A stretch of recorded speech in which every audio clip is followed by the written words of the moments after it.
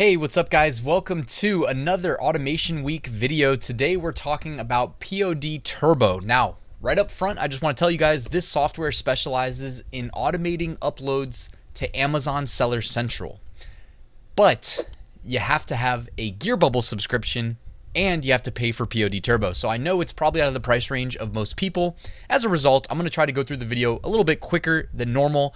And if it's something that interests you, at least now you know it exists, and that's step one, right? But I'm going to walk you through exactly how it works because it's the only software that I am aware of that can automate uploads to Amazon Seller Central for print-on-demand products, and I have used it for a long time. I've also done a lot of manual uploads for what it's worth, but this is how I've gotten to over 100,000 print-on-demand products on my Seller Central account. Yes, you heard that correctly. Over 100,000, and I'm proud of it. It's a lot of consistent hard work over the years. I've probably manually pushed, dare I say, half. I mean, I've manually pushed quite a few, but then the other half, or if not half, a little bit more than half, PODTurbo. So anyways, guys, let's get started. Quick reminder, you'll be able to find all the relevant links to everything I talk about in the description, including a link to my page that I built just for Automation Week, where all the software that I cover, you'll be able to find links to them as well as discount codes to them. So make sure you check that out. Also in the description, I've got a link to my print-on-demand weekly giveaway. Make sure you take advantage of that. The winners will be announced on Sunday. And I've got a link to my 8-day print-on-demand mini course and my print-on-demand Facebook group, all in the description. So today we are talking about PODTurbo, which is really cool, and it functions differently than MerchTitan's upload automation, which we talked about the other day. MerchTitans will upload from your computer in a Chromium browser that you can just minimize and let it run in the background. With PODTurbo, we actually upload our designs as the raw PNG files, and I'll explain to you like how to resize them and whatnot. And then we upload a spreadsheet that accompanies them. And the file names, it basically has to correlate. So you upload a zip file with all your designs and you have the file names. Those file names need to then show up in the CSV file that you upload with them. And in that CSV file, you'll basically say like, I want these to be white coffee mugs, 11 ounce. Here's the title. Here's the keywords. And that's basically how it works. So a little bit different. And then it kind of queues up the mockups on their server. And it will upload up to 200 products a day to your Seller Central account. And this product was created because uploading takes time. We all know that, and we all want more time, right? To do whatever we want, whether it's to reinvest that time into our business or to go do more fun things with our lives, whatever it is, all right? I mentioned earlier that GearBubble is required to use PODTurbo. It would be amazing if they could integrate it with another production partner, but I'm sure that would cause probably a huge headache for the developers. But I still am going to hold on to hope that one day they will expand beyond just GearBubble, because GearBubble, number one, costs money, monthly subscription, even though they had some good deals not too long ago at the end of like 2021 for like lifetime deals. So if anybody grabbed those, you might be in luck. But if not, you're gonna have to pay monthly. And then GearBubble also, unfortunately, has like increased their product prices by quite a bit recently. So just make sure you factor that in when you are pricing your products through PODTurbo. I always aim to make a minimum $10 above the base cost of the product, like minimum. That's just a rule of thumb for me across the board with print on demand.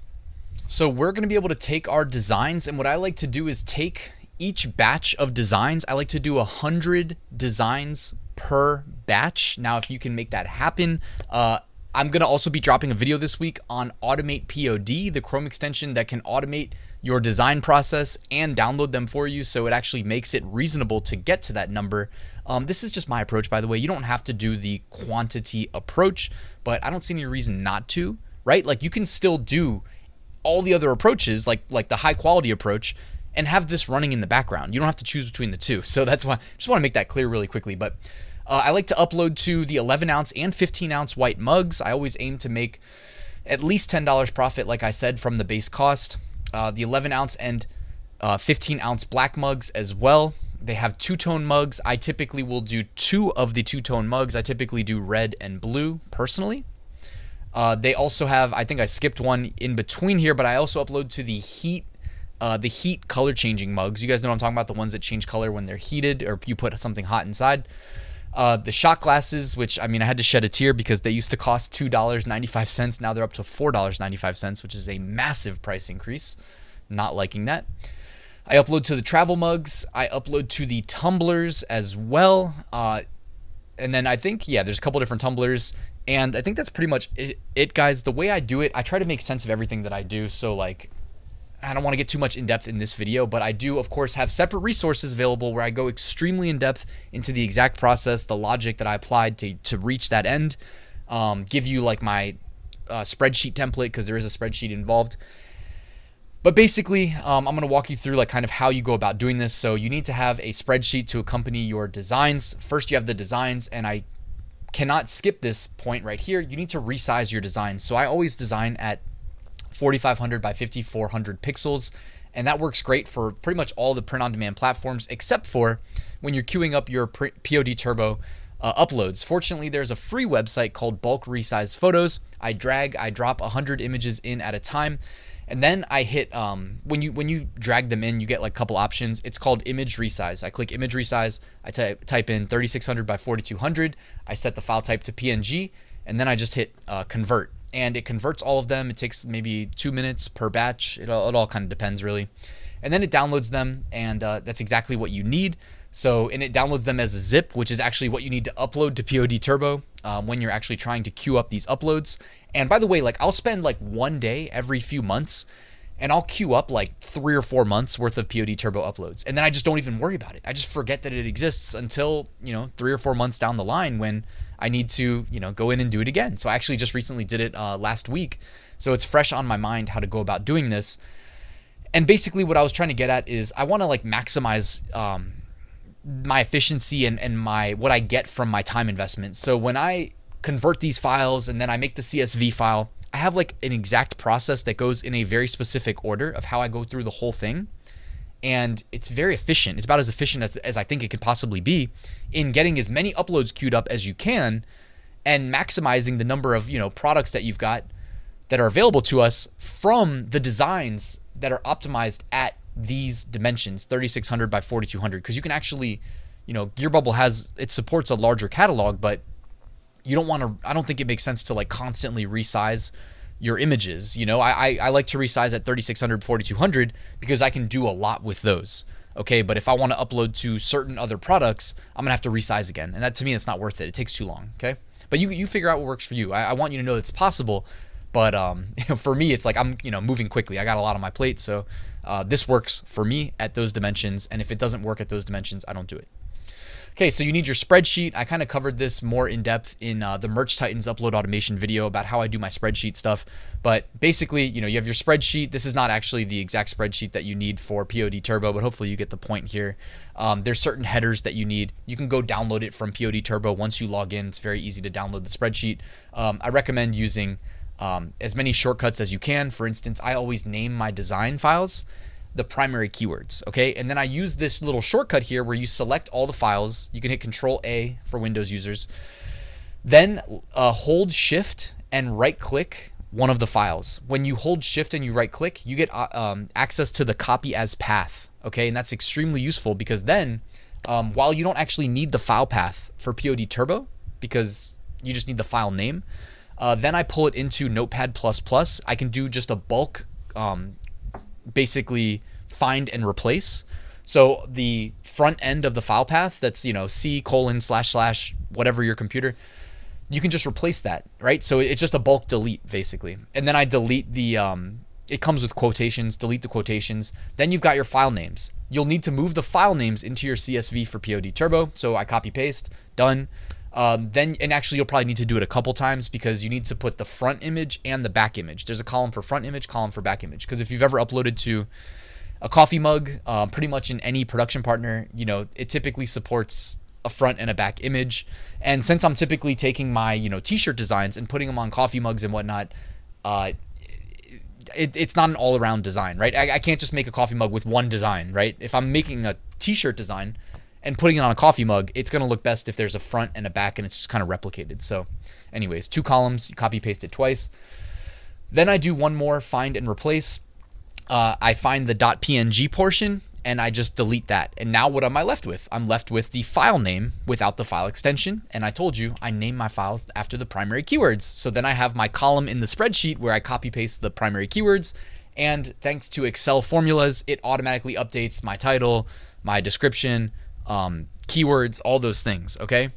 And that is a big part of my process for PODTurbo. It is more nuanced than that because when you're working in CSVs, it removes the formulas. So then you kind of have to get comfortable in Notepad++ doing some more of those find and replaces that I keep referring to.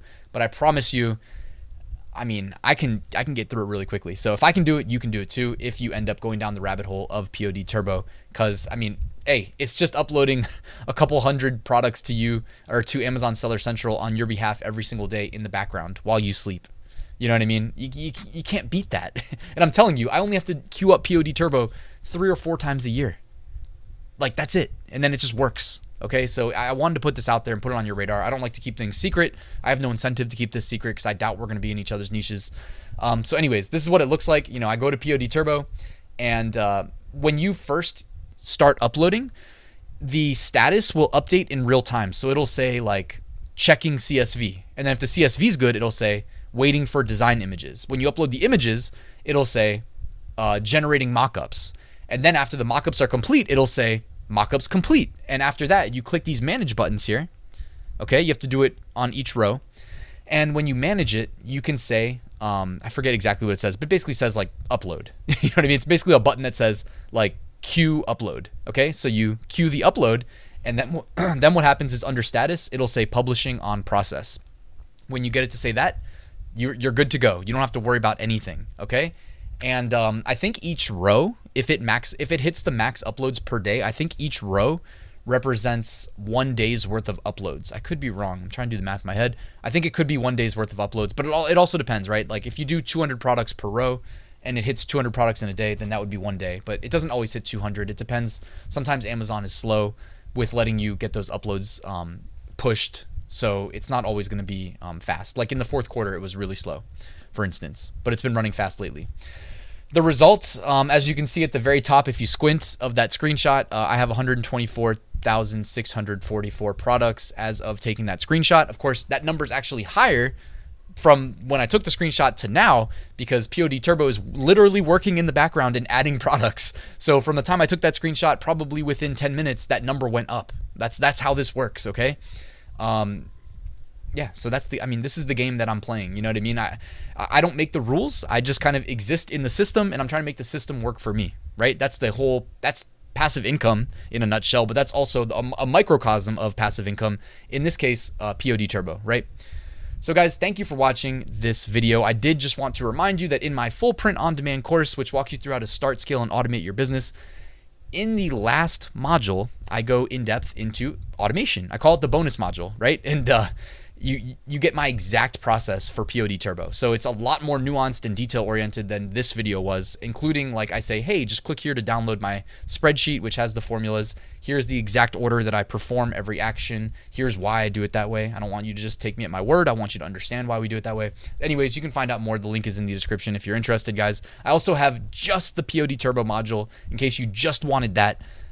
You can find that. I'll link to that in the description as well. Guys, thank you so much for watching this video. Please drop a like and subscribe. And if you have any questions, let me know in the comment section. But guys, thank you for watching. I'll see you tomorrow with a new video.